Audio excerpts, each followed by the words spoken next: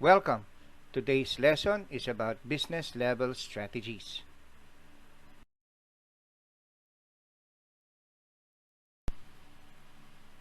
A business level strategy is an integrated and coordinated set of commitments and actions that a firm takes to gain a competitive advantage by exploiting its core competencies.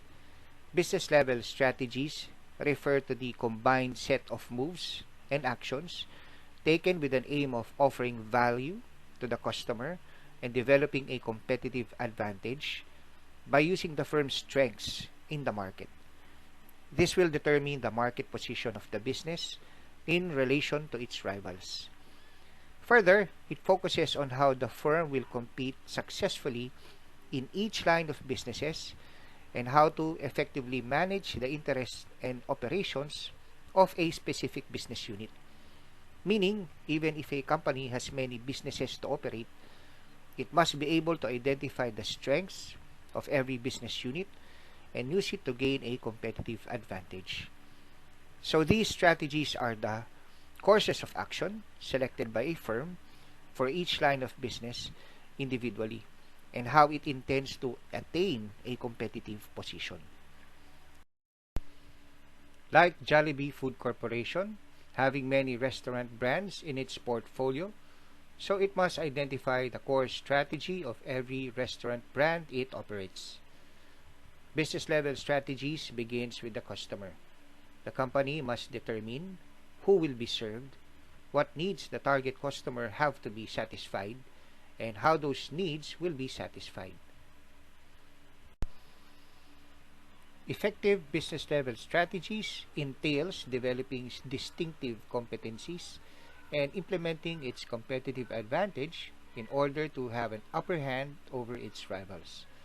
A firm is said to have a competitive advantage if it can attract the target customers, as well as survive the competitive forces better as compared to the rivals. Building customer relationships is something every company must do to succeed. After all, without customer relationships, there are no sales. Without sales, there is no business. Today, it is no longer all about customer acquisition. It's about customer retention and what happens surrounding the sale that makes your product memorable to your market. Today, it is no longer about satisfying customer needs and wants, but delivering delight and offering great value. Effectively managing customer relationship requires delivering superior value and managing all aspects of customer relationship. Superior value is how the customer perceives the benefit they receive in comparison to the price that they pay. The customer must receive more benefit than what they are paying for. It is important that the company deliver on its promise of giving great value. A company's promise of value is also called a unique selling proposition. Allow me to discuss more about the unique selling proposition or USP. What is a unique selling proposition? This is actually a selling statement. Okay? So pag sinabing proposition, proposal eh. Diba? So you are proposing something. So this is a unique proposal about your product. It is a characteristic of your product that makes it different relative to competitors. It stands out among competitors in the market. So the unique selling proposition is also called USP. So pag nakikita niyo ang USP, ibig sabihin po niyan ay unique selling proposition. It is the one feature or the perceived benefit of a good which makes it unique from the rest of the competing brands in the market. It is that very reason which motivates a buyer to purchase that product even though it might be costlier. Sometimes it might be more expensive than other products. A unique selling proposition class is based on your unique strength. So it's based on the unique product strength. A strength of a product or a service is something that is very difficult to replicate by the competitors. It's very difficult to duplicate. Hindi magaya. Mahirap gayahin. This is a Venn diagram. Venn diagram, ganyan, di ba? Okay.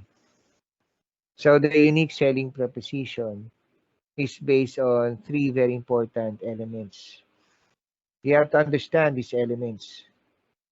You have to understand what your customers want, okay? What your competitors do well, and what you do well. Managing all aspects of customer relationship is concentrating on the entire user experience. The firm is focused on making sure that customer satisfaction is enhanced. Enhancing customer satisfaction means the company must make sure to surpass consumer expectations every time it makes contact with the customer. It must at all times exceed customer expectation in its core products and services. The link will lead you to more information about improving customer relationship by enhancing customer satisfaction. The purpose of business level strategies is to create a difference on the firm's position in the market relative to its rivals.